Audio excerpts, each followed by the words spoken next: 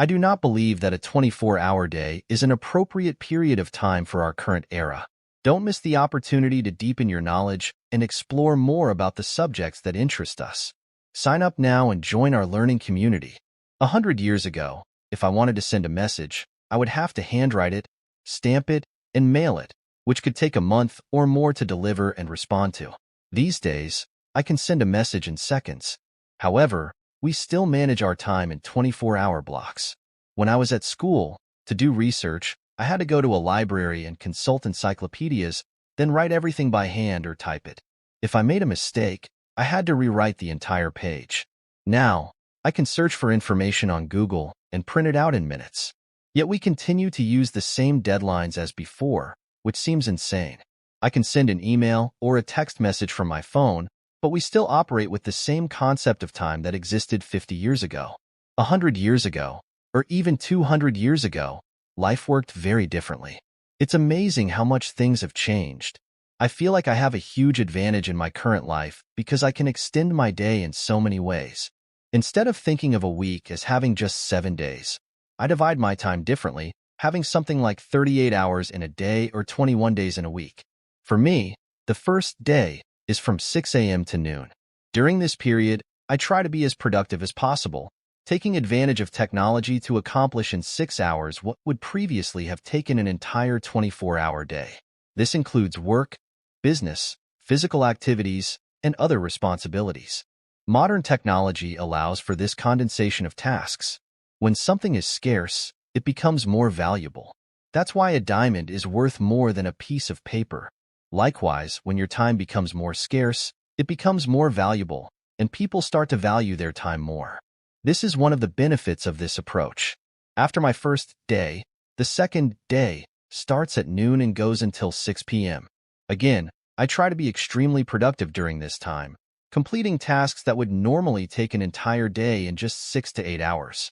Of course, there are days when I just relax and watch Netflix, because no one needs to be hyper-productive all the time.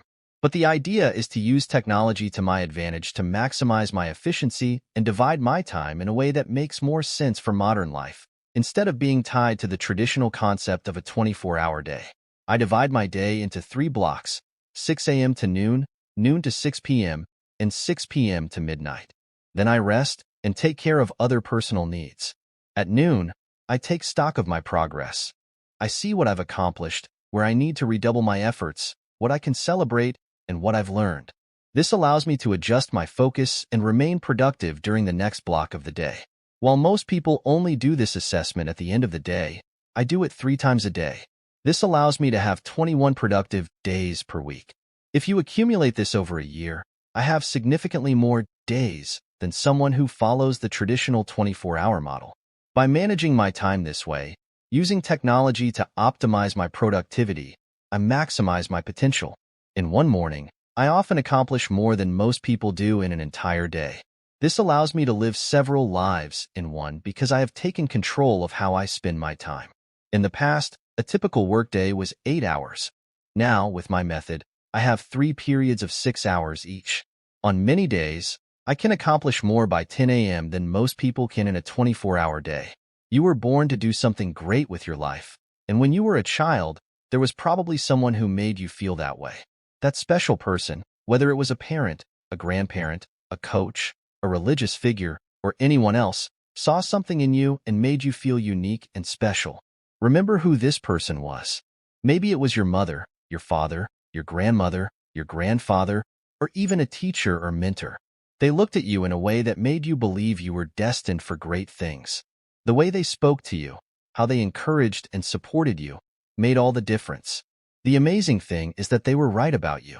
They saw their potential and believed in their capabilities. The reason it still moves you when you think about this person and how they made you feel is because it's true. You truly were destined to do something great with your life. Now is the time to honor that vision and those feelings, giving yourself permission to be extraordinary and accomplish all that you set your mind to. They always believed you could achieve. Truth vibrates at the highest frequency. If you're listening or watching this right now, it's like a reminder. Give yourself the gift of honoring who you are and who you can become. Honor those who believed in you with the life you build and the choices you make. Use this belief as fuel to have the strength and confidence to change other people's lives. There is a rhythm and cadence to success that few people discuss. Successful people have discovered an invisible harmony in their lives, a way to create and maintain momentum. Momentum is a great amplifier in life. When you gain it, everything becomes easier and more efficient. To find that rhythm of success, it is essential to be disciplined with your time. Don't let meetings drag on unnecessarily. Keep them short and effective. Successful people move with a little more urgency, talk a little faster, and have an intensity and passion in their conversations that is palpable, even if invisible. This pace isn't rushed or frantic, but it's definitely faster than most imagine. Walking a little faster, speaking with a little more energy, and living with a clear purpose helps maintain that cadence. This rhythm creates a productive flow, a synergy that drives these people's lives forward. So remember to honor those who believed in you as you built the life you want. Tune into this invisible rhythm of success, find your cadence, and use it to create the momentum that will transform not only your life, but also the lives of others around you. Until you discover that you're not really in the groove of hyperproductivity, happiness, or success, you may feel out of place around people who have already found that groove.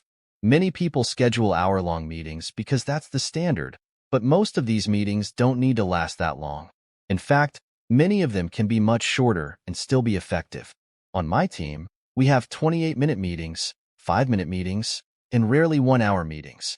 When we schedule a 1-hour meeting, we end up forcing ourselves to fill all that time, even if it's not necessary. But considering my days are divided into 6-hour blocks, we need to be much more efficient with our time.